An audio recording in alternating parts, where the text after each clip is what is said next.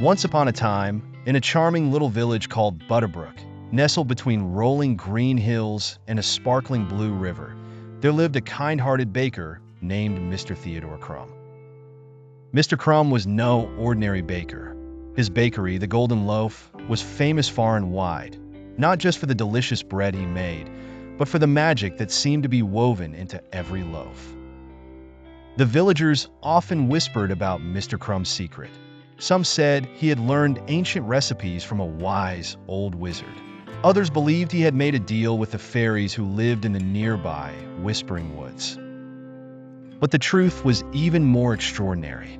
Mr. Crum had a special gift. He could knead magic into his bread.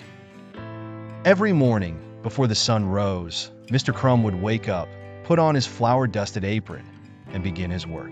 He would mix flour, water, yeast, and a pinch of salt, just like any other baker. But then he would close his eyes, hum a soft tune, and whisper a secret phrase, "With love and care, magic be there." As he kneaded the dough, a faint golden glow would spread through it, and the air would fill with the scent of warmth and happiness. This was no ordinary bread. Each loaf had a special power. Some brought joy, others courage, and some even helped people solve their problems. One day, a little girl named Lily came into the bakery. She had a sad look on her face, and her shoulders drooped like wilted flowers. "Good morning, Lily," Mr. Crum said kindly. "What can I do for you today?" Lily sighed. "I don't know, Mr. Crum. I'm just feeling sad." Mr. Crum nodded thoughtfully. I think I have just the thing for you." He reached into the display case and pulled out a small, golden loaf shaped like a heart. "This is my sunshine bread. It's made with a little extra magic to brighten your day." Lily took the bread home and ate it slowly, savoring every bite.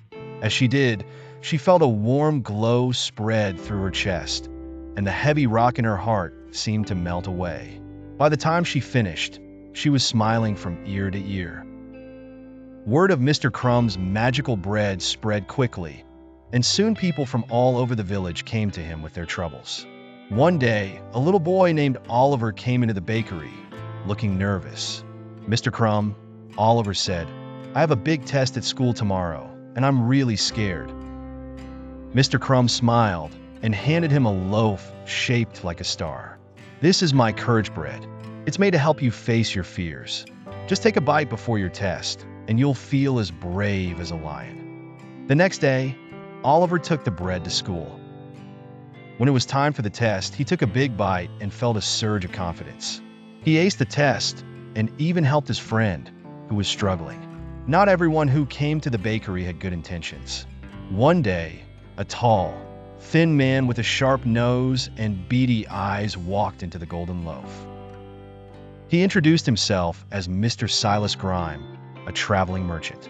"I've heard about your magical bread," Mr. Grimes said, his voice slick like oil.